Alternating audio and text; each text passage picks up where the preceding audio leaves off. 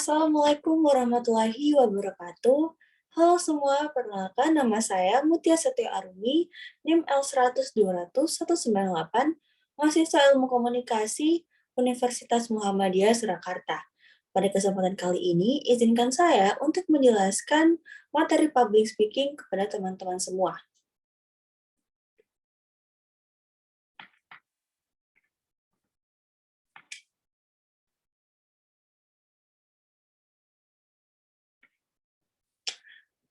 Apa itu public speaking? Public speaking adalah kegiatan komunikasi lisan yang dilakukan secara langsung di muka umum atau di hadapan sekelompok orang. Jadi, ke public speaking juga merupakan sebuah seni yang tindakannya itu dilakukan di depan banyak orang. Mengapa public speaking penting untuk mahasiswa?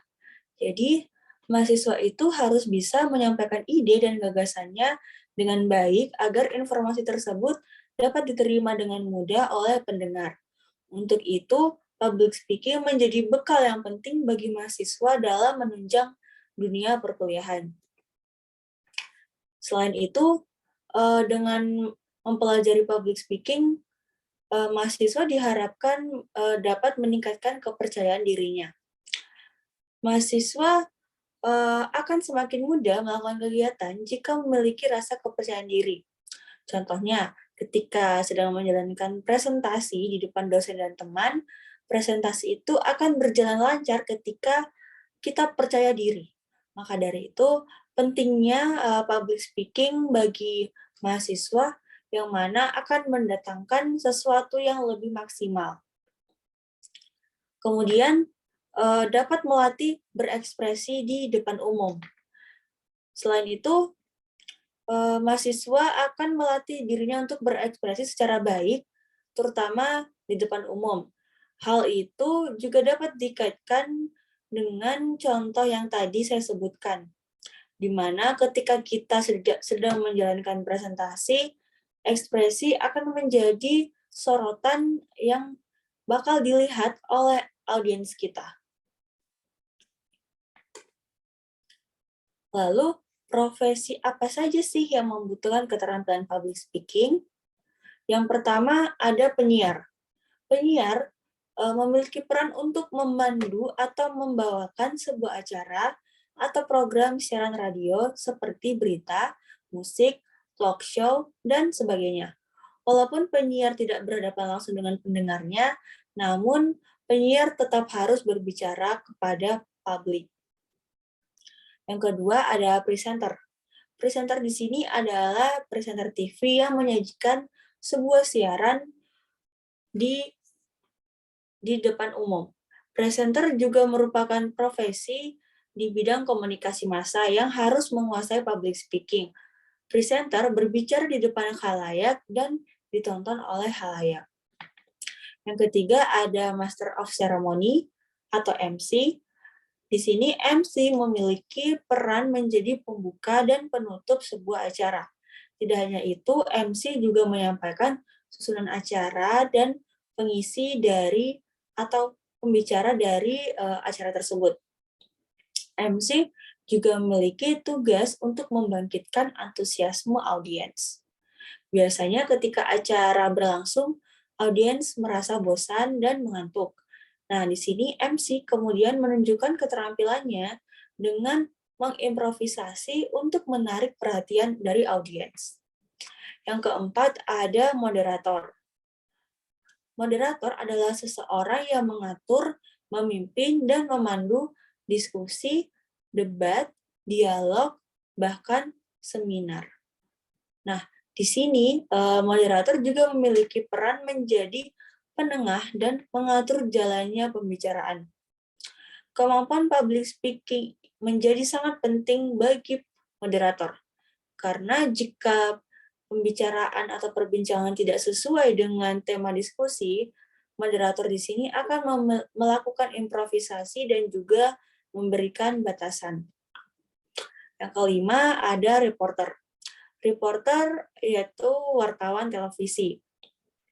Reporter menyampaikan informasi-informasi kepada publik yang biasanya juga dilakukan secara langsung dan atau dikenal dengan istilah live. Tidak mudah untuk berbicara di depan kamera secara spontan. Keterampilan public speaking di sini menjadi hal yang sangat penting untuk dimiliki oleh reporter. Dan yang terakhir ada public speaker. Contoh dari public speaker yaitu penceramah, trainer, motivator, dan lain-lain. Menjadi pembicara di berbagai forum yang membuat kita bertemu dengan berbagai orang, membuat kita harus memiliki keterampilan public speaking. Kemudian, apa saja yang sudah dipelajari oleh mahasiswa Ilmu Komunikasi UMS Prodi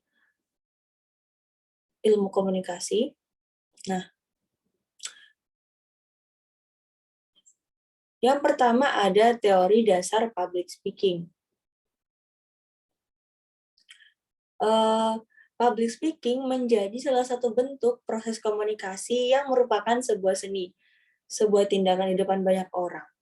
Aristoteles menjelaskan teori three parts of persuasion yang memandang bahwa audiens akan memahami pembicaraan jika pembicara memiliki ethos atau kredibilitas, logos, yaitu apa yang disampaikan jelas dan logis, kemudian yang ketiga, pathos, yaitu pentingnya membangun hubungan atau interaksi. Yang kedua, kita juga mempelajari karakteristik public speaker. Yang pertama ada analyzer, yaitu seseorang yang berbicara dengan rapi dan terstruktur, runtut, dan memiliki goals, yaitu apa yang disampaikan dapat dipahami dengan baik oleh audiensnya, seperti guru, dosen, dan pengajar lainnya. Yang kedua itu ada harmonizer. Di sini berbicara dengan berdinamika, intonasinya beragam, fleksibel, dan mampu menyesuaikan dengan baik siapa audiensnya, seperti pemuka agama, sales, pemimpin negara, marketing, dan lain-lain. Yang ketiga itu ada entertainer. Entertainer yaitu menghibur orang lain, berbicara dengan penuh improvisasi. Goals-nya adalah untuk menghibur audiens, seperti stand-up comedian, MC, dan lain-lain. Dan yang keempat, untuk karakteristik public speaker yaitu debater. Mampu mendebat lawan bicaranya, terlihat mengintimidasi, dan tidak menunjukkan kemampuannya. Dan tidak segan menunjukkan kemampuannya. Seperti Najwa Shihab dan Deddy Corbuzier. Kemudian ada riset audience public speaking. Seseorang public speaker harus mampu memahami kebutuhan audiens. Kita sebaiknya melakukan riset terlebih dahulu siapa sih audiens yang hadir dan yang akan mendengarkan public speaking kita.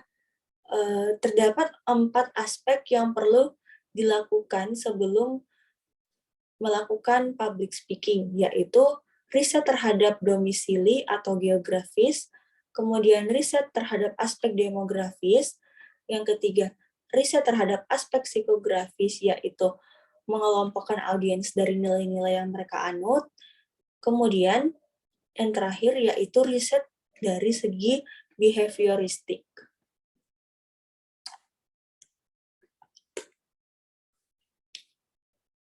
Tidak hanya itu, kita juga mempelajari elemen vokal. Dalam melakukan public speaking, speaker perlu memperhatikan elemen vokal yang digunakan. Ada beberapa elemen vokal dalam public speaking, yaitu artikulasi, yang merupakan kejelasan dalam mengucapkan kata-kata. Kedua, volume. Volume adalah besar kecilnya suara yang kita keluarkan. Ketiga, intonasi adalah naik turunnya nada dalam berbicara. Keempat, nada adalah tinggi rendahnya suara. 5, pitch yaitu tentang suara dari tinggi ke rendah atau sebaliknya. 6, yaitu rate, kecepatan pembicara berbicara. itu harus bervariasi selama public speaking karena tergantung pada suasana hati atau emosi yang ingin disampaikan pembicaranya. Dan yang terakhir yaitu jeda, merupakan elemen strategis public speaking yang meningkatkan makna dengan memberikan jenis tanda baca, menekankan suatu poin, menarik perhatian, kemudian memberi pendengar waktu untuk merenungkan apa yang dikatakan. Kemudian kita juga mempelajari metode public speaking. Yang pertama yaitu manuskrip atau metode naskah. Public speaker menyiapkan naskahnya sebelum tampil dan kemudian membaca naskah tersebut. Hal ini membantu meminimalisir terjadinya kesalahan, namun akan terlihat kaku, monoton, dan membosankan. Yang kedua, yaitu metode impromptu atau spontanitas. Impromptu merupakan metode yang cocok untuk orang yang sudah berpengalaman ketika melakukan public speaking, karena dibutuhkannya improvisasi, pemahaman struktur, sehingga public speaker dapat interaktif dengan audiensnya. Dan yang ketiga, memoriter atau menghafal. Metode ini dilakukan dengan menghafalkan materi sebelum melakukan public speaking. Kemampuan daya ingat yang tinggi sangat diperlukan dalam metode ini, karena jika belum terbiasa dan memiliki daya ingat rendah, seseorang biasanya akan terlihat grogi dan gugup, dan kemudian cenderung melupakan informasi yang sudah dihafalkan. Dan terakhir yaitu metode extemporan. Di sini public speaker menulis atau mempersiapkan terlebih dahulu poin-poin yang akan disampaikan. Kemudian saat tampil, public speaker akan melakukan improvisasi dan dari materi tersebut. Kelebihan dari metode ini yaitu public speaker akan terlihat lebih luas atau santai dan interaktif dengan audiensnya. Kemudian terakhir yaitu teknik presentasi. Presentasi merupakan aktivitas berbicara di depan orang lain atau umum untuk memberikan informasi, mempersuasi, atau mengedukasi. Namun, dalam melakukan sebuah presentasi, presenter juga harus memperhatikan tekniknya. Menurut Guy Kawasaki, presentasi yang efektif dilakukan dengan rumus 10, 20, 30. 10 yaitu jumlah maksimal slide dari presentasi. Kemudian 20 yaitu durasi presentasi yaitu maksimal 20 menit. Kenapa demikian? Karena kemampuan fokus manusia itu terbatas. Maka dari itu 20 menit menjadi waktu yang efektif untuk audiens bisa fokus. Kemudian 30 yaitu ukuran font dalam slide presentasi kita. Minimal size-nya itu adalah 30. Jadi pilihlah jenis font yang nyaman untuk dibaca dan ukurannya yang sekiranya dapat dibaca oleh audiens bahkan yang paling belakang sekalipun. Dan lalu harapan apa setelah belajar public speaking? Yang pertama itu meningkatkan kepercayaan diri. Kemudian dengan mempelajari public speaking diharapkan seseorang dapat meningkatkan keterampilan komunikasinya, meningkatkan keterampilan berorganisasi. Selain itu diharapkan seseorang lebih mampu dalam mempengaruhi orang lain dan lebih mampu dalam mengontrol emosi dan body language-nya. Ada quotes dari Brian Tracy yaitu communication is a skill that you can learn. It's like a riding bicycle or typing. If you're willing to work at it, you can rapidly improve the quality of every part of your life. Jadi komunikasi itu merupakan keterampilan yang dapat kita pelajari itu seperti mengendarai sepeda atau ketika kita sedang mengetik. Jika kamu niat untuk mengerjakan hal tersebut, maka kamu dapat meningkatkan kualitas dari apa saja bagian dari hidupmu.